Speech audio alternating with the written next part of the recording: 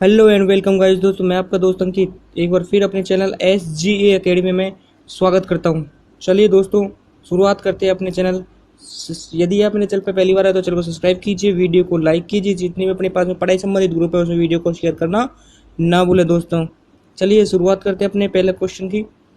अपना टॉपिक है पवन व प्रति चक्रवात। अपन आज चक्रवात पढ़ेंगे। इससे पहले अपन ने करा टॉपिक पवन। कौन सा टॉपिक करा है दोस्तों? पवन का अपन ने टॉपिक किया इससे पहले। चलिए शुरुआत करते हैं। पार्ट नंबर फर्स्ट है अपना पवन व चक्रवात और प्रति चक्रवात। और इससे पहले अपन ने पवन के अपन ने 2 पार्ट ऑब्जेक्टिव करे थे। चलिए आज का पहला क्वेश्चन के साथ शुरुआत करते हैं। और पहला क्वेश्चन आपकी स्क्रीन पर आता है दोस्तों। स्क्रीन पर पहला क्वेश्चन क्या बोल रहा है?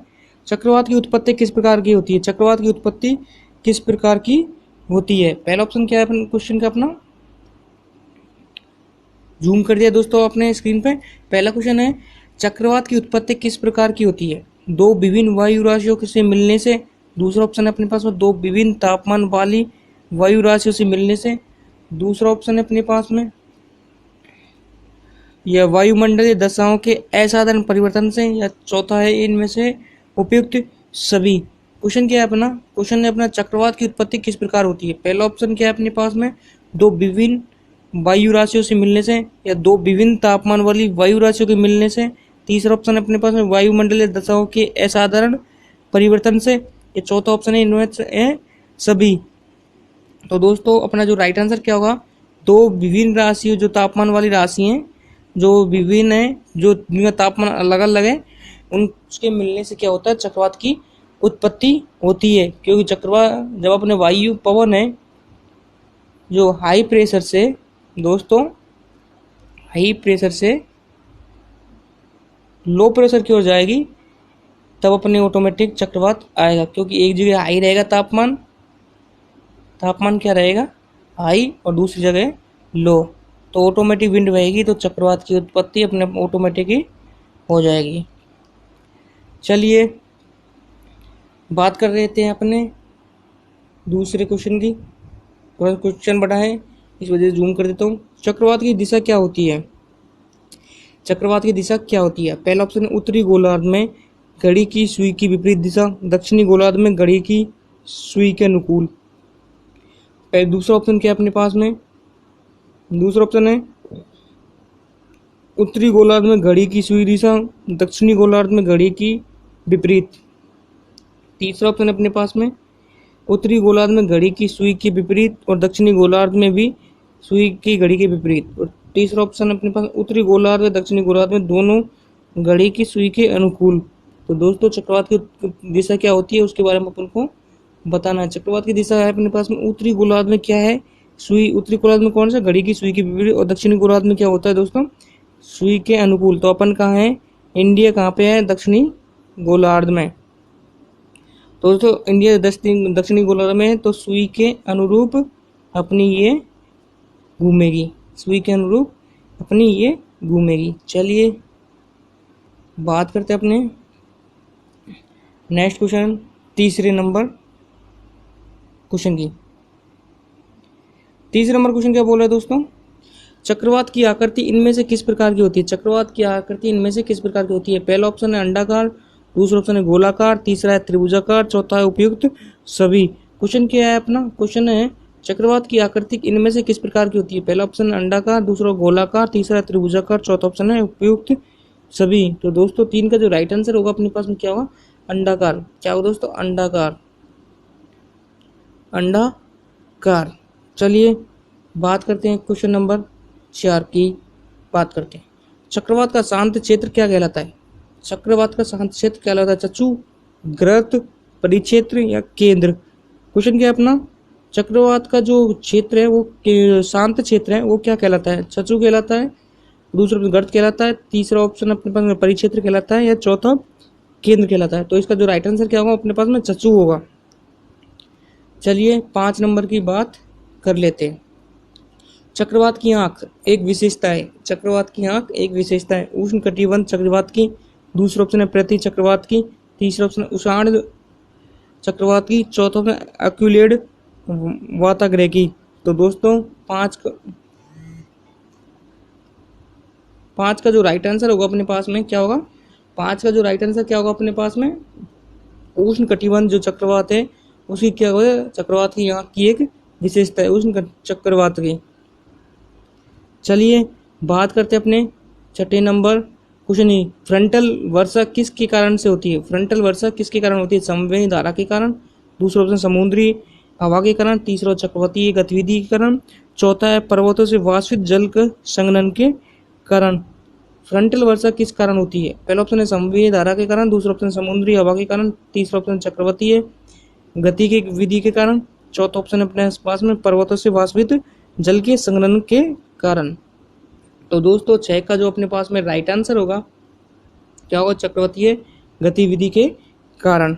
चलिए बात करते हैं अपने 7वें नंबर क्वेश्चन की। 7वां नंबर क्वेश्चन देखो क्या बोल रहा है दोस्तों, निम्नलिखित कथन से कौन सा कथन सही है, चक्रवात एक निम्न दाव्यन तंत्र है, उत्तरी गोलार्ध में चक्रवात पवन संचलित दक्षिणावर्ती है, संचलन दक्षिणावर्ती है, उत्तरी गोलार्ध में कौन सा है, दक्षिणावर्ती है। इनमें से कौन से अपने टॉपिक सही है उसका अपन को राइट आंसर देना है। तो इसका मैं दोनों टॉपिक सही है, चक्रवात क्या है, एक निम्न दाब का तंत्र है, और उत्तरी गोलार्ध में क्या है, पवन का संचालन, उत्तरी गोलार्ध में चक्रवात का जो पवन संचालन है वो क्या है, दक्षिणावर्त है, मतलब घड़ी के विपरीत है।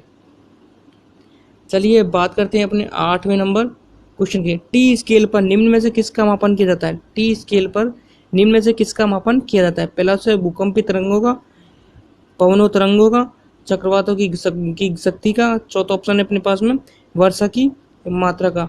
तो दोस्तों टी स्केल का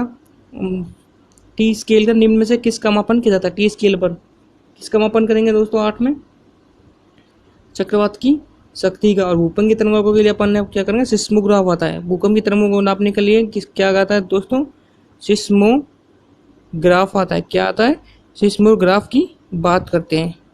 चलिए बात करते हैं 9वें नंबर क्वेश्चन की, फिलीपींस, जापान, चीन सागर में जो उष्ण कटिबंध की चक्रवातीय तूफान हैं आते हैं उन्हें क्या कहा जाता है, फिलीपींस, जापान, चीनी सागरीय जो उष्ण कटिबंध क्या है चक्रवाती तूफान उनको क्या कहा जाता है, पहला ऑप्शन है हरिकेन, दूसरा ऑप्शन टोरंडो, तीसरा ऑप्शन टाइफून, चौथा ऑप्शन है बिलीबिली।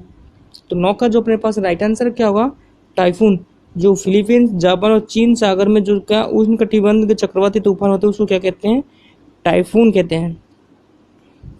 चलिए बात करते हैं अपने 10वें नंबर क्वेश्चन की, हरिकेन चलते हैं, हरिकेन कहाँ चलते हैं उसके बारे में बताना, यूरोप में, सहारा मरुस्थल में, चौथा ऑप्शन चीन सागर में, चौथा ऑप्शन है मिसिसिपी घाटी में। तो 10 नंबर का क्वेश्चन में क्या होगा अपने पास में, मिसिसिपी घाटी में क्या चलते हैं, हरिकेन चलते हैं, क्या चलते हैं, हरिकेन चलते हैं।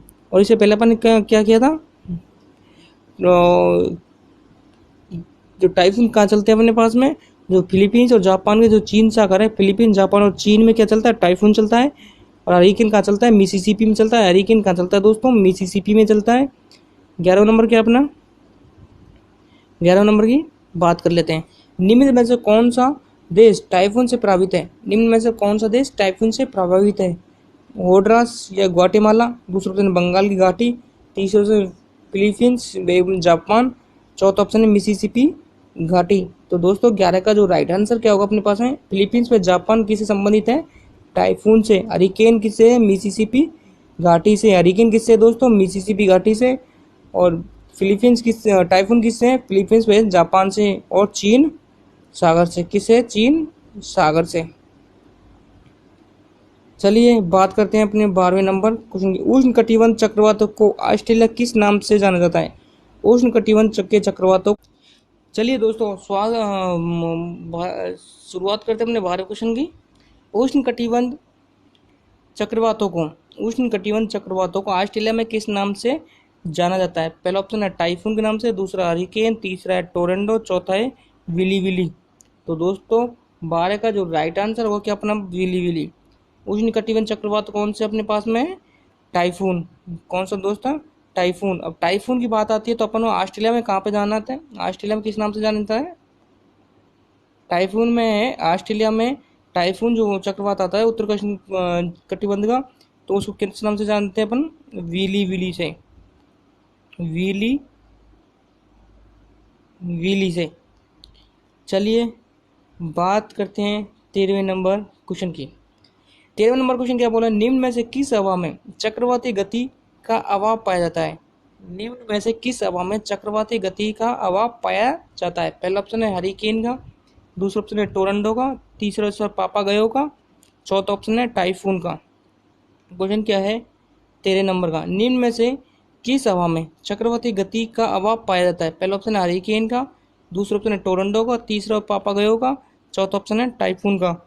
तो दोस्तों 13 का जो राइट आंसर क्या होगा अपने पापागयो का। चलिए बात करते हैं अपने 14वें नंबर क्वेश्चन की। चक्रवातों की उत्पत्ति से संबंधित भंवर के सिद्धांत का प्रतिपादक कौन है। चक्रवातों की उत्पत्ति से संबंधित कौन सा है भंवर सिद्धांत का प्रतिपादक कौन है। पहला ऑप्शन है वर्कनीज, दूसरा नेपियर शो, तीसरा और चौथा ऑप्शन है लैम्पार्ट, और तो चौथा है इनमें से कोई नहीं। तो इसका आंसर क्या होगा दोस्तों, इनमें से कोई नहीं।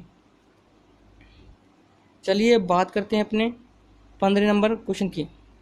टोरंडो कौन सा ऑप्शन है दोस्तों। टोरंडो का मुख्य संबंध है उत्तरी अमेरिका से, उत्तरी यूरोप से, चीन से, दक्षिणी अफ्रीका से। तो दोस्तों 15 का जो राइट आंसर क्या होगा उत्तरी अमेरिका से। जो टोरंडो है जो भी है अपना चक्रवात है वो उत्तरी अमेरिका से संबंधित है। चलिए बात करते अपने 16 नंबर क्वेश्चन की। चक्रवातों की उत्पत्ति से संबंधित ध्रुवीय वाताग्रह सिद्धांत का प्रतिपादन निम्न में से किसके द्वारा किया गया। पहला ऑप्शन है नेपर्स व लैम्पोर्ट के द्वारा, दूसरा ऑप्शन है फिट्स जेरोय के द्वारा, तीसरा ऑप्शन है जैक वर्कनीज के द्वारा, ये चौथा ऑप्शन अपने पास में टोर बंगरोन के द्वारा। तो दोस्तों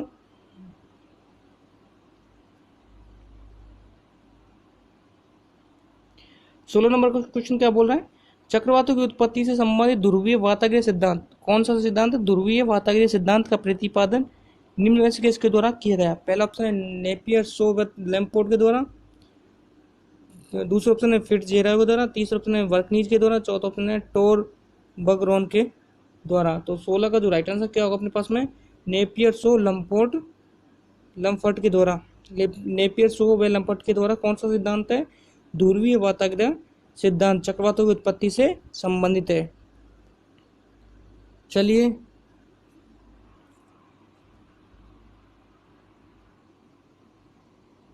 बात करते हैं 17 नंबर क्वेश्चन। निम्न में से कौन सा सिद्धांत चक्रवाती की उत्पत्ति की व्याख्या नहीं करता है। निम्न में से कौन सा सिद्धांत चक्रवाती उत्पत्ति की व्याख्या नहीं करता है।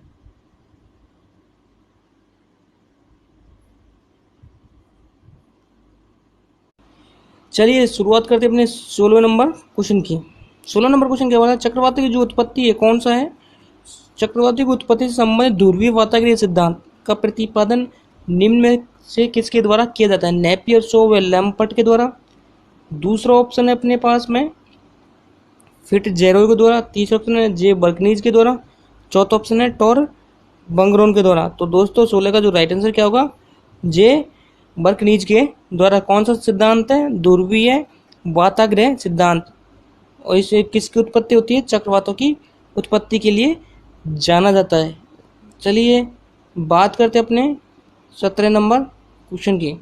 निम्न में से कौन सा सिद्धांत चक्रवातों की उत्पत्ति की व्याख्या नहीं करता है। पहला ऑप्शन है प्रगामी तरंग सिद्धांत, दूसरा ऑप्शन है ध्रुवीय वाताग्रह सिद्धांत, तीसरा ऑप्शन है भंवर सिद्धांत, चौथा ऑप्शन है गतिक सिद्धांत। तो दोस्तों 17 का जो राइट आंसर क्या होगा, प्रगामी तरंग सिद्धांत है वो क्या है, चक्रवातों की उत्पत्ति की व्याख्या नहीं करता है। चलिए बात करते हैं 18वें नंबर क्वेश्चन की। टाइफून नामक चक्रवात निम्न में से किस क्षेत्र से प्रभावित है।